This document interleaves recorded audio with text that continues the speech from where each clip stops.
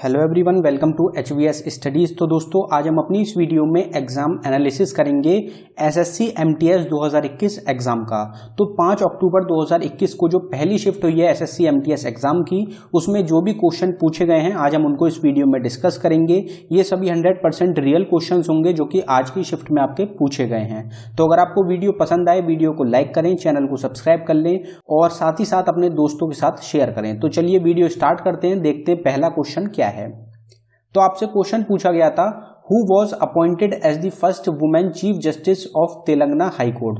तो Telangana high court की जो पहली महिला चीफ जस्टिस चुनी गई थी, उनका क्या नाम है, ये आपसे क्वेश्चन पूछा गया था। इसका आपका करेक्ट आंसर था हिमा कोहली। हिमा कोहली जो है ये पहली महिला चीफ जस्टिस चुनी गई थी तेलंगाना हाई कोर्ट की। हाई कोर्ट्स की सेपरेट वीडियो आपको चैनल पे मिल जाएगी। जिस भी टॉपिक के ऊपर आपसे क्वेश्चन एग्जाम में पूछा जा रहा है, उस टॉपिक को आप बिल्कुल डिटेल में तैयार कर लें। तो सेपरेट वीडियो आप जरूर देखें हाई कोर्ट की, हर एक टॉपिक को नोट करते रहें और उसकी सेपरेट वीडियो चैनल पे आपको मिल जाएगी, उसको देखते रहें। अगला क्वेश्चन देखते हैं, what is the full form of GIU। GIU की फुल फॉर्म आपसे पूछी गई थी। तो GIU की फुल फॉर्म होती है graphical user interface. Graphical user interface आपका करेक्ट आंसर था, ये GIU की फुल फॉर्म होती है। फुल फॉर्म्स की भी सेपरेट वीडियो चैनल पे आपको मिल जाएगी। ऑल स्टैटिक जी के टॉपिक के नाम से एक प्लेलिस्ट मिलेगी, उसमें सारे टॉपिक आपको मिल जाएंगे। Which of the following sugar is present in the milk. तो आपसे पूछा गया था कि मिल्क में क्या चीज प्रेजेंट होती है। आपको पता होगा कि मिल्क में जो होता है थोड़ा सा शुगर जो होता है, थोड़ा सा मीठापन जो होता है वो पहले से प्रेजेंट होता है। तो वो क्या चीज प्रेजेंट होती है उसमें, तो हमारा आंसर हो जाएगा लैक्टोस। लैक्टोस प्रेजेंट होता है मिल्क में, जो कि थोड़ा सा मीठा होता है, शुगर की फॉर्म में होता है। और मिल्क की डेंसिटी को नापने के लिए लैक्टोमीटर का यूज किया जाता है, ये भी आपको ध्यान रखना है। अगला क्वेश्चन देखते हैं, according to 2020 who among the following player played maximum matches as the test captain.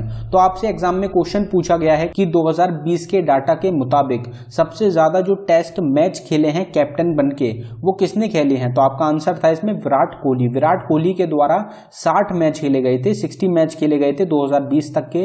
अगर आप बात करें MS धोनी की, तो MS धोनी का भी सेम ही डाटा रहेगा। MS धोनी के द्वारा भी 60 मैचेस खेले गए थे कैप्टन के रूप में, लेकिन यहाँ पे जो था वो विराट कोहली का ज्यादा रहा है, इसलिए आपका करेक्ट आंसर था विराट कोहली। विराट कोहली के द्वारा 60 मैचेस टेस्ट कैप्टन के रूप में खेले गए हैं, जिसमें से उन्होंने 30 मैचेस जीते हैं 2020 के डाटा के मुताबिक। तो यही आपका करेक्ट आंसर था। Who among the following city is situated on the bank of river Saryu. तो रिवर के अराउंड जो भी सिटी सिचुएटेड है, इसकी भी सेपरेट वीडियो आपको चैनल पे प्रोवाइड कराई जा चुकी है, आप उसको भी देख सकते हैं। तो सरयू जो रिवर है उसके अराउंड कौन सी सिटी सिचुएटेड है, तो आपको पता होगा, काफी चर्चा में रही है। यूपी की काफी फेमस सिटी रहेगी अयोध्या। अयोध्या जो सिटी है जहां पे राम मंदिर बनने जा रहा है, ये भी आपसे एग्जाम में क्वेश्चन पूछा जा सकता है। तो ये सिचुएटेड है सरयू रिवर के अराउंड।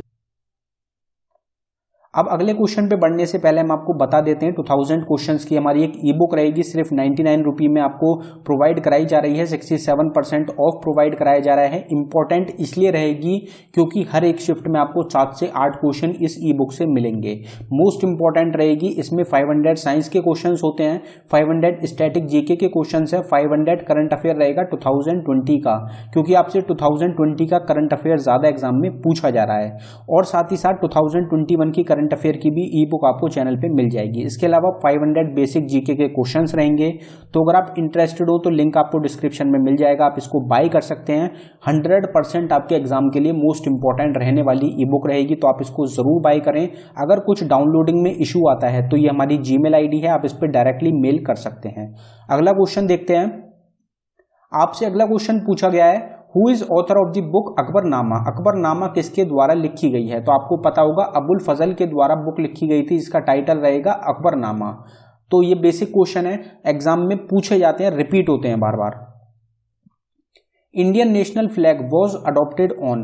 तो भारत का जो नेशनल फ्लैग है, जो हमारा राष्ट्रीय झंडा है, वो हमने कब अडॉप्ट किया था, तो आपका आंसर हो जाएगा 22 जुलाई 1947। 22 जुलाई 1947 को हमने अपना नेशनल फ्लैग को अडॉप्ट किया था। आपसे एग्जाम में पूछा जा सकता है कि नेशनल एंथम को कब अडॉप्ट किया गया था, तो आप उसको पढ़ लें। उसके अलावा हमारा इंडियन कॉन्स्टिट्यूशन कब अडॉप्ट किया गया था, इस तरीके से जो भी क्वेश्चंस हैं वो आप एक बार पढ़ लें। सुप्रीम कोर्ट भी पूछा जाता है कि सुप्रीम कोर्ट कब इस्टेब्लिश किया गया था, हम ऑलरेडी इन क्वेश्चंस को चैनल पे डिस्कस कर चुके हैं।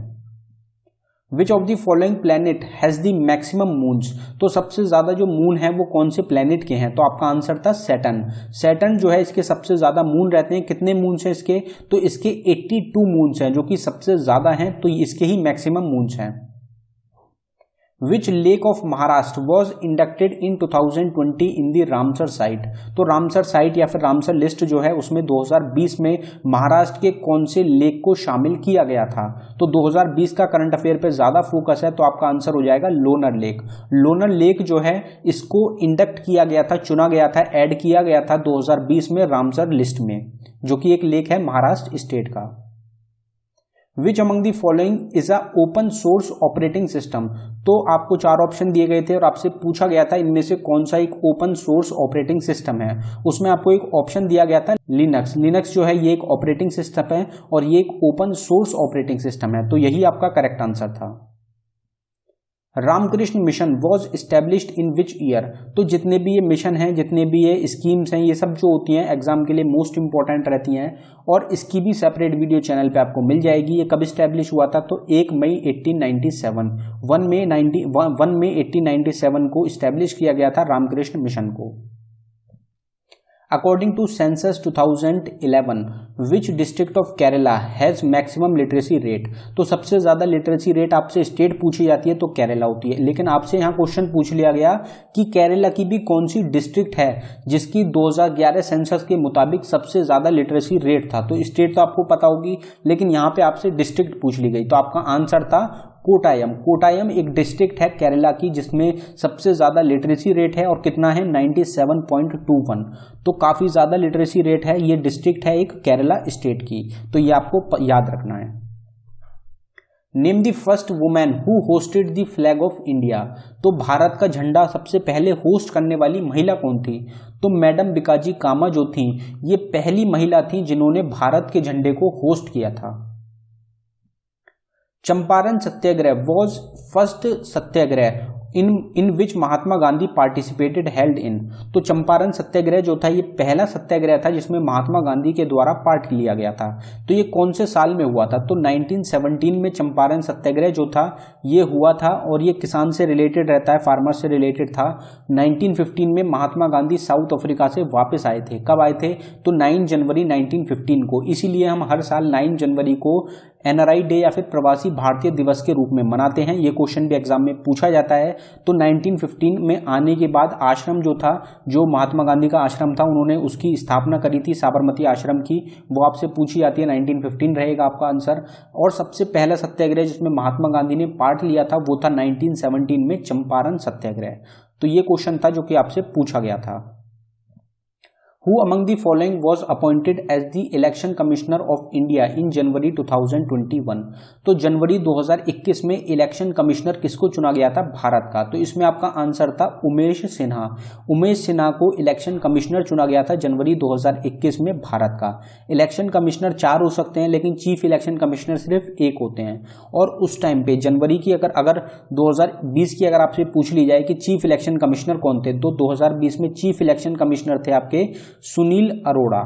और अगर करंट टाइम की बात करी जाए कि करंट में चीफ इलेक्शन कमिश्नर कौन है, तो सुशील चंद्र रहेंगे जिन्होंने 13 अप्रैल 2021 को अपना पद संभाला है।